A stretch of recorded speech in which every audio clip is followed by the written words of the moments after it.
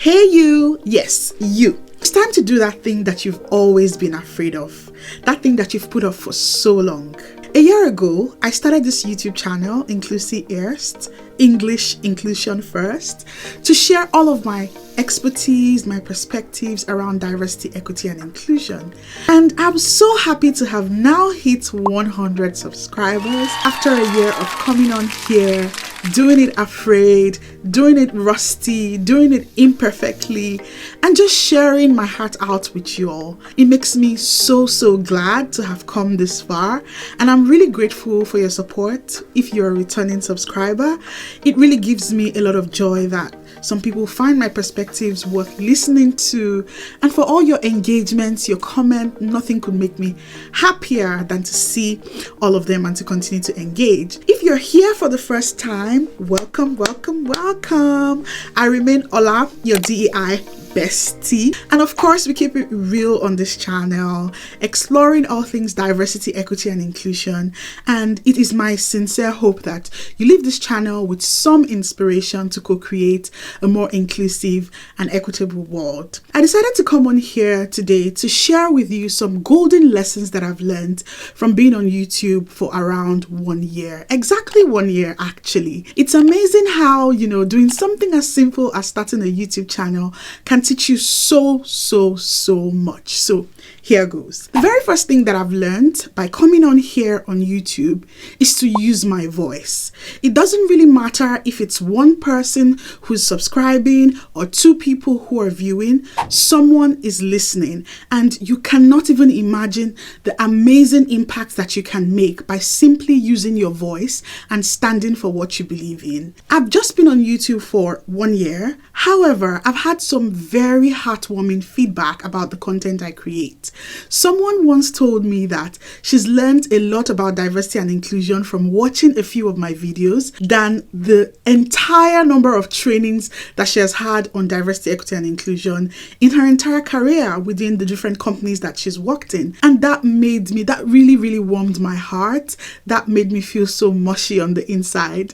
Another person told me that after watching my video on questions not to ask in the workplace, that she finally understood why someone looked at her weirdly at the office when she asked them, "Where are you really from?"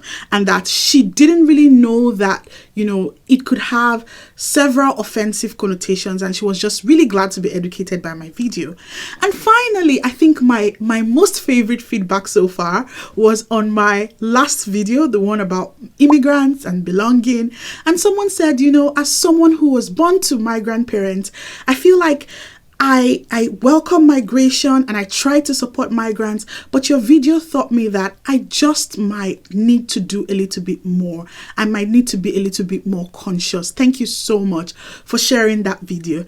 And wow, that blew my mind. Bottom line, start from where you are, start with what you have, speak up. Let your voice be heard. You don't know who's listening. You don't know who is able to learn something and be better because of what you share.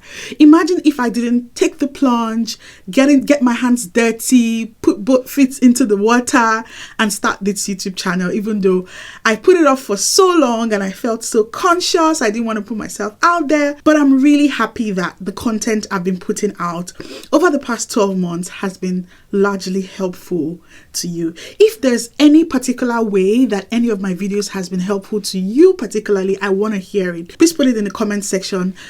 Very little comment. Let me hear from you. Yes, you. Don't be shy. Make a comment. I want to know. Thank you very much. The second thing that I would say I have learned from being on YouTube for 1 year is not to capitalize on my weak points. As human beings, we have this tendency to just look at the things that we're not good at. Oh, I'm not able to do this. I don't have that. This is the reason why I can't start. We give ourselves all sorts of reasons and all sorts of excuses why we're not that person who should start that business, that person who should start that podcast, that person who should ask for that raise raise, that person who should switch jobs, that person who should pivot in their career, and all of that. We look for all of the reasons why we should not take that next big step. But what I've learned by being on YouTube so far is not to capitalize on my weak points, but instead capitalize on my strengths and ask for help. Someone who mentors me from afar, Myron Golden, there's something he says that really resonates with me and my experience on YouTube. He usually says that what we do not have in ability, we can make up for in leverage. What we do not have in our personal ability, we can make up for in leverage.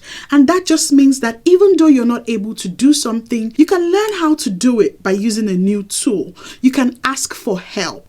You can capitalize on the things that you can do, the network that you have, and the things that you know to make up for all of the incapabilities that you think you have. Whether they're real incapabilities, whether they are perceived incapabilities, you really can make up for them through leverage. Finally, the third lesson that I've learned from being on YouTube so far is that I need to give myself the permission to evolve. Even though I've done something the same way for a particular number of years, or focused on a particular niche for a long time, I can give myself the permission to switch.